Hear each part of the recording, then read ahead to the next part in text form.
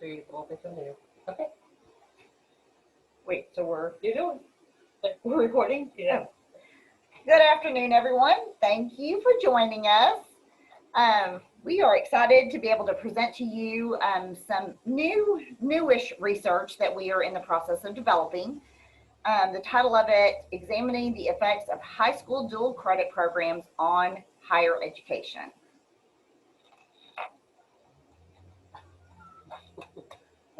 Okay.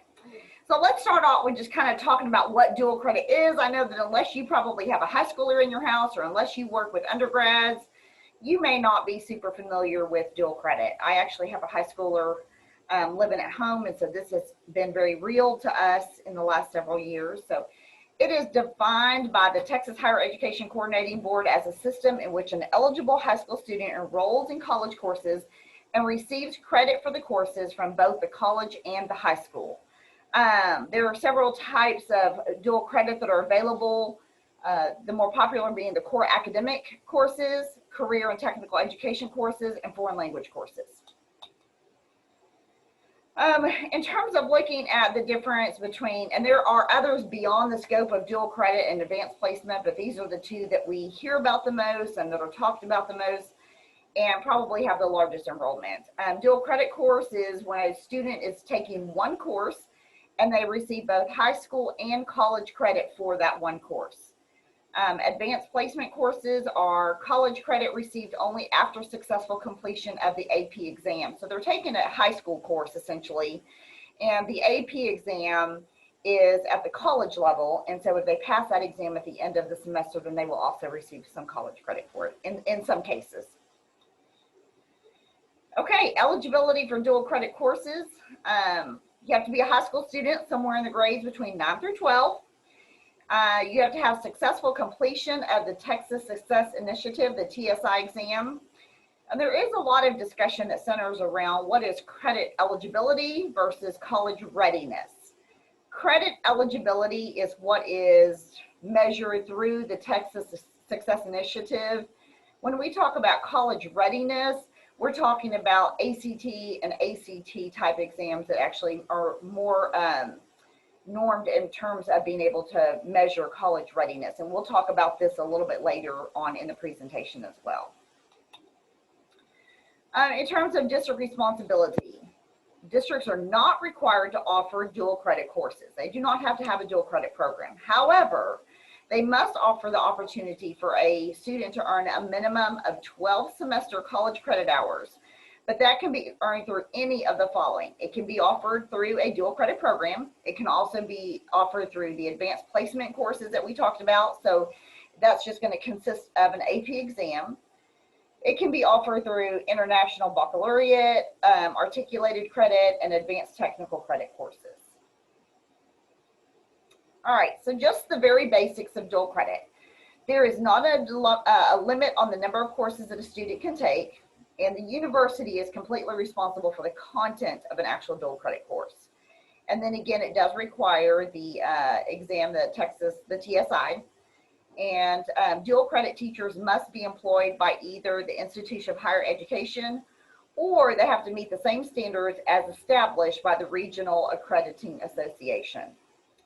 Local school boards determine weighting for high school grade point averages, so it's going to differ from district to district. Okay. Transfer of credits. Academic dual credits are applied to the core curriculum or specific degree program requirements of an associate degree or baccalaureate degree. Now, not all credits transfer, and so students are getting very savvy in terms of learning to look to make sure that courses will transfer over before they actually take a course, because they don't want to take a dual credit course if it's not going to actually transfer into their degree program. And then there's also the career and technical dual credit courses that have limited transferability outside of the applied sciences associate's degree.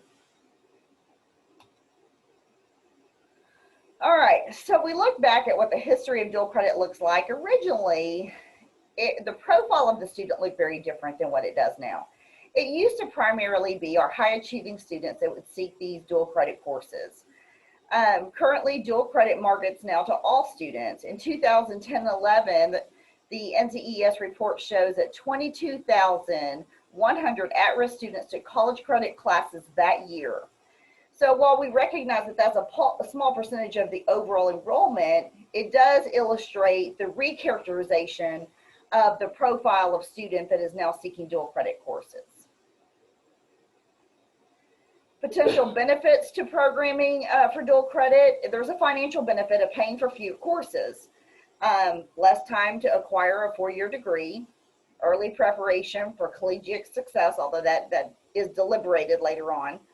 High school students who take dual enrollment courses are more likely than their classmates to go to college. And there was a CRC study that found that the percentage of students go on to attend the colleges from which they actually took their dual enrollment classes. As with anything, all good, well-intended decisions often have pitfalls, that are unforeseen, and some of those include missed career opportunities. And where that stems from is the debate that if students are not actually being advised by college advisors at the university level, are they missing out on career opportunities because a high school advisor may or may not be aware of some of the different opportunities that a college advisor would be aware of. So they're missing that opportunity of advising at the actual university level at the onset of their degree plan, whereas students that are coming in as freshmen to the university are getting that right off the bat. And then, of course, just the emotional and social support of being in a university setting versus a high school setting. All right, so we talk a lot about how dual credit has really taken off in the last few years. If we look at the statistics of some of the dual credit statistics, it does show that dual enrollment participation has increased 753% since 2000.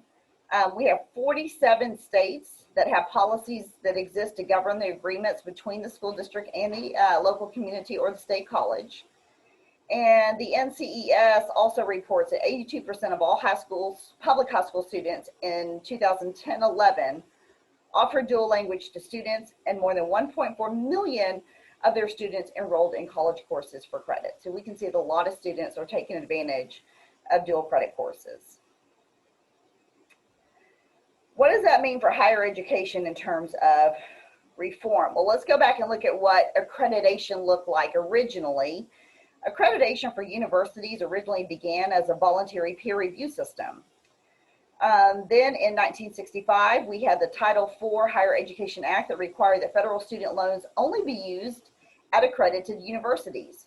So that largely changed the accreditation purposes, and it shifted from a voluntary peer system at that point into a way that the federal government was being able to hold student loans accountable. In spring 2017, continues to change. The central theme, actually, by Betsy DeVos, centered around dual language. During a visit that she went to Florida's Valencia Community College, she praised the dual enrollment program, stating, dual enrollment and advanced manufacturing programs are creating impressive opportunities for students. Yet, when students were interviewed at that event and were asked, asked why they were participating in dual credit programs, their reasons were much more pragmatic. They gave reasons such as decreasing time in college, saving money, helping their parents were among the responses. Academic reasons such as increased rigor or availability of new curriculum were not typically among the reasons provided by the students. All right, so for this research, we're hoping to employ a narrative inquiry approach.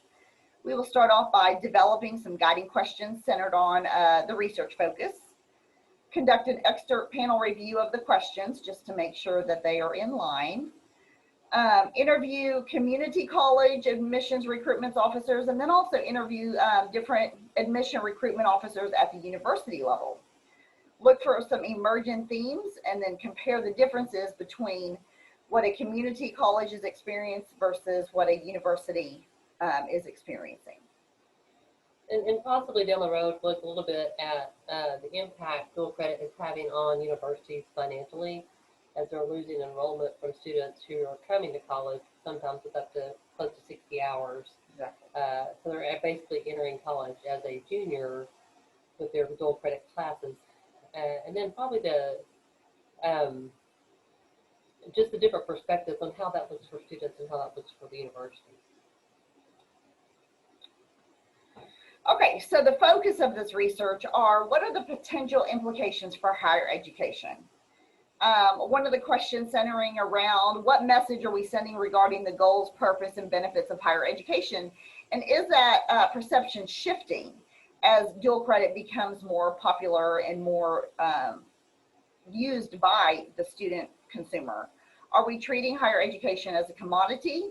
Is value now found in the efficiency measures of things like tuition bills, time to receive a degree, or employment statistics? Are we the lower number of college-ready students are still receiving college credits because they are deemed credit eligible? And so that is another big topic among dual credit students is they're still earning credits because based on the TSI, they're deemed college eligible for credits, but are they really college ready? We don't know because they're not taking the ACT and SAT before they're actually starting to receive credits. It's too early to tell how dual credit is affecting the institutions of higher education enrollment numbers. We would like to know if more students are seeking graduate degrees because their undergraduate degrees actually cost them less. The focus continues with expansion of dual credit offerings. Is this happening without a clear picture of its effectiveness? Looking at the modicum of familiarity and credit acquisition instead of not the mastery of skills and development of abilities. So at the core of this debate, the central purpose of a college education has somewhat shifted, or the question is, has it shifted? Should students attend college to expand their learning and develop skills such as critical thinking? Or is college expected to be an experience that is designed to bolster a student's future employment options? And those are the references that we have used to develop some of the guiding questions as we move forward in conducting the narrative inquiry. Thank you for your time.